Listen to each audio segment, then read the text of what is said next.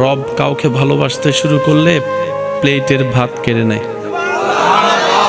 আমরা কাউকে ভালোবাসলে এসি রুমে রাখি, রব কাউকে ভালোবাসলে ইব্রাহিম নবীর মতো আগুনে ফেলে।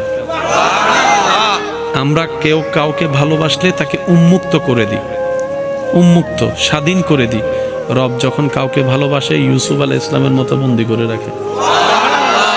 আমাদের ভালোবাসা ধরন, রবের ভালোবাসার বহিঃপ্রকাশ এক নয়। এবার আপনি বলবেন এটা কি ধরনের ভালোবাসা হয়?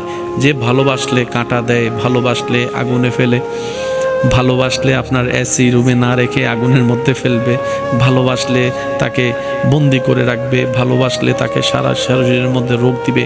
এটা কেমন ধরনের ভালোবাসা? জেনে রাখা ভালো, গরমের মধ্যে এসি রুম সবাই পছন্দ করে। গরমের মধ্যে এসি রুম সবাই পছন্দ করে, ক্ষুধার্ত অবস্থায় খাবার সবাই। আর এই ক্ষেত্রে ভালোবাসার আসল কি নকল বোঝা যায় না। ভালোবাসা তো তখন বোঝা যায় যখন চতুর্দিকে সবকিছু স্বচ্ছতা, ফ্রেশনেস আছে, কোনো জামিলা নাই, হাতে হাত রেখেছে, এটা ভালোবাসা নয়।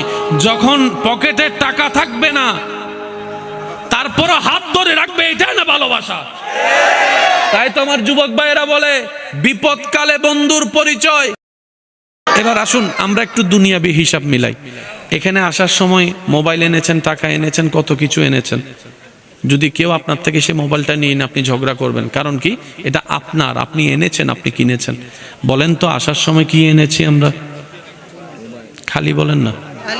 দুনিয়াতে আসার সময় কি এনেছি? একটু জোরে বলেন। আমি সবার মুখে শুনতে চাচ্ছি। এই একটা কথা যদি বুঝতে পারি আমাদের অনেক কিছু ক্লিয়ার হয়ে যাবে। আজকে যেই অনুষ্ঠানে উপস্থিত হওয়া এটার সাথে বড় সম্পৃক্ত বিষয়। আপনি মাহফিলে আসার পরে আপনাকে একজন আইফোন রাখতে দিছে, ভাই একটু রাখো আমি আসতেছি। কিছুক্ষণ পরে এসে সে আইফোনটা আপনার থেকে নিল, আপনার মন খারাপ লাগবে? বলেন, রাগ লাগবে কেন? আপনি মাথায় মনে বসিয়ে রেখেছেন এটা আমার না, সেজন্য আপনার দিতে খারাপ লাগে নাই। আর যেটা আমার নিজের মনে করে নিয়েছেন ওই 2 টাকা হারাই গেল টেনশন। একটু জোরে বলি না রে ভাইয়া। আইফোন দিয়ে দিয়েছেন, আপনার এখানেও লাগে নাই, এখানেও লাগে নাই, এটা তো আমার না।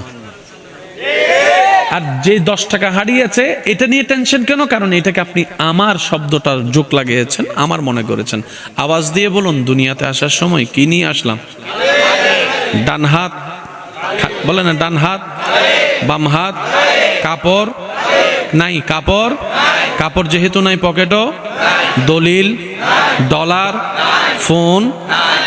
আসার সময় যেহেতু খালি এসেছি, আজকে এতগুলা যা আছে, যার যাই আছে, মনে রাখবেন এগুলো একটাও আপনার আমার নয়, সব রবের দান, আমাদের পাওয়া। মালিক আল্লাহ, ভিখারি আমরা, সবার সবার। তাহলে যা আপনার আছে দিয়েছেন কে?